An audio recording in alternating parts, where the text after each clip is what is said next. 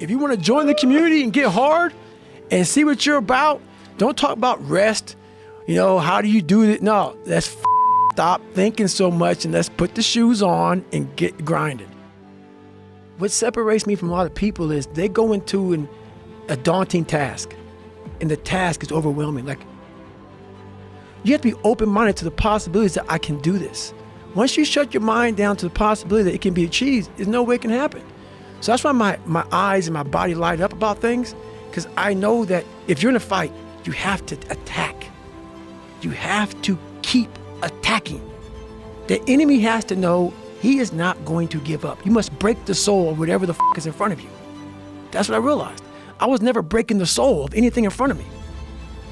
It takes 1 second of energy to steal everybody's, and then you have all the energy you need.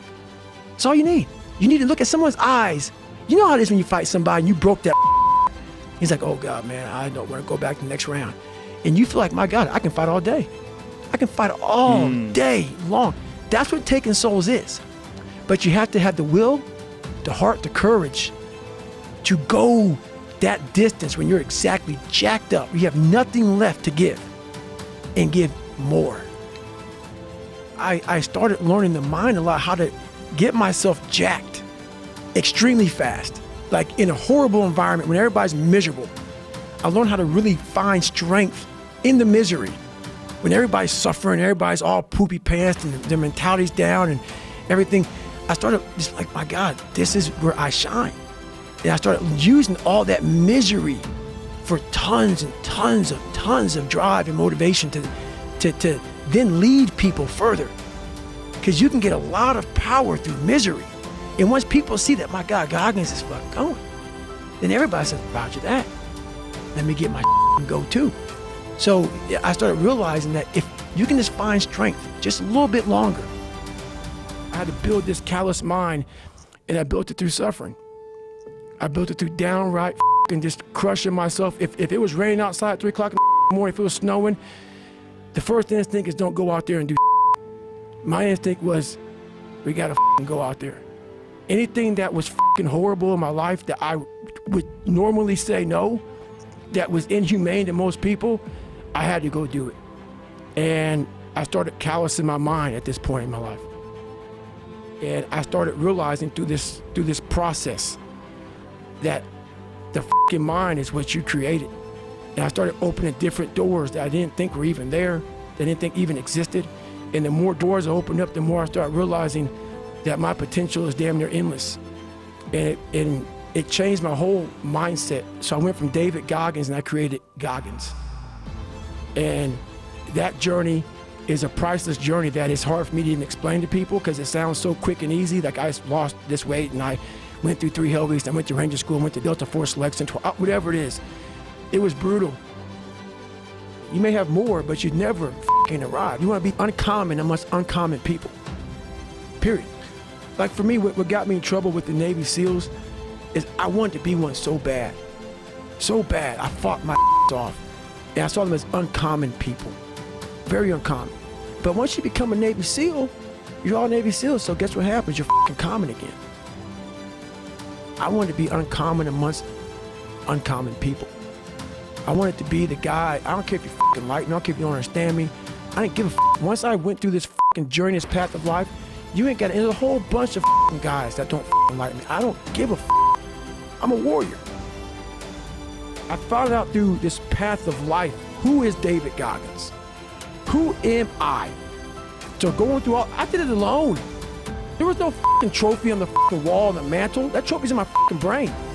No one helped me get there. No one paid my bills. No one did for me. No one ran those miles, lost that weight. Went through it. I suffered on my own and developed this man who said, it's who I am, man. A very competitive, ultra competitive dude that take it what you want, man. When I was a SEAL recruiter, I got invited to MIT. Smart motherfuckers there, man. I'm not that. I'm just a good animal. I'm a knuckle dragger. And there was this guy there, I forget his name, but he was like the top head guy. Old white guy, you know, all geniused out. And we were on this panel, and they were asking us all these questions about the mind, mental toughness, and he was answering them. I wasn't answering many questions. And I'll never forget, he was just answering them off of theory. He never put his You read a bunch of books and you think that you know how the mind works and I'd have gone through hell since a kid and then all the way up until now.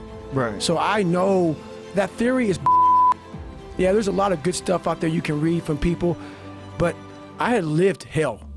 And when you put yourself in hell, that's the only time you can figure out how to get through that You can't read somebody else's book about some theory on how to do some guy who sat up in their nice warm office and read and wrote some book with a nice cup of coffee in the hand. No, I want to see that guy who immersed himself in hell, and he thought about quitting and leaving and his wife and his kids and why am I here? Is it worth it? All this crazy and still said and found out a way to get through it.